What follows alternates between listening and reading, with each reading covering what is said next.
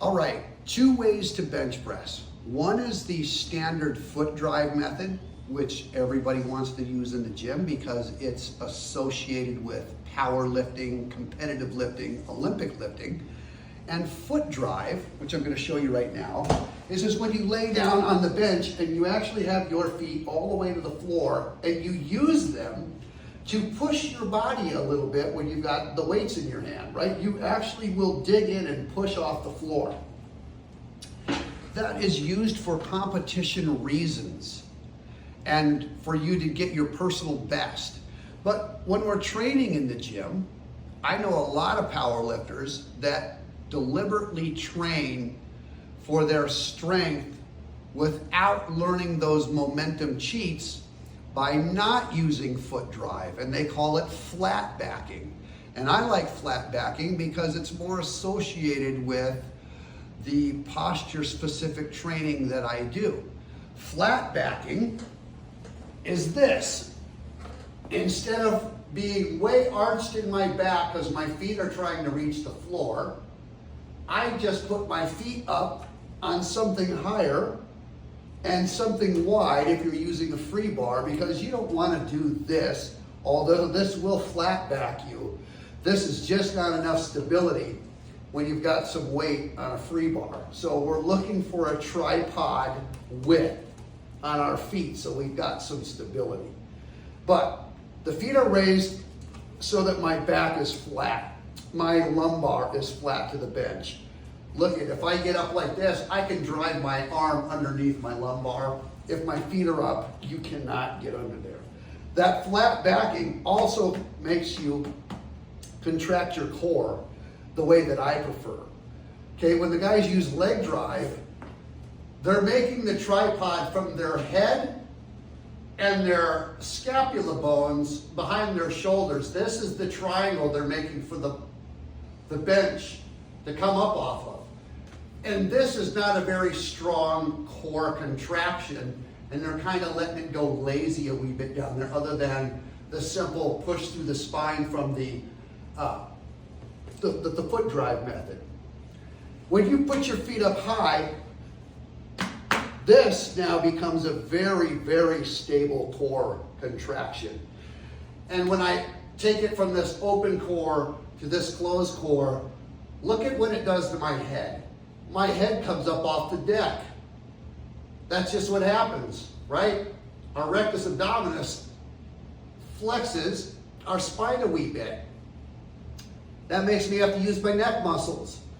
And there's some good reasons as to why we would want to use our neck muscles, and we'll save that for the long version, but this is very beneficial, and I can also get my shoulders retracted back there very nicely, versus if I'm this way, and the weights have shoved down on me trying to get it off this high bar, it's very hard to try to get my scapula reclosed again when I got weights pinning me to the deck. So you can see, here's the huge difference. Now all this stuff triples up line. The reason they use that foot drive and that arch, one is they claim they can get their chest closer to the bar, whether they lift their butt up or not. I don't think it gets it very much closer unless you lift your butt. Most of us don't lift that way.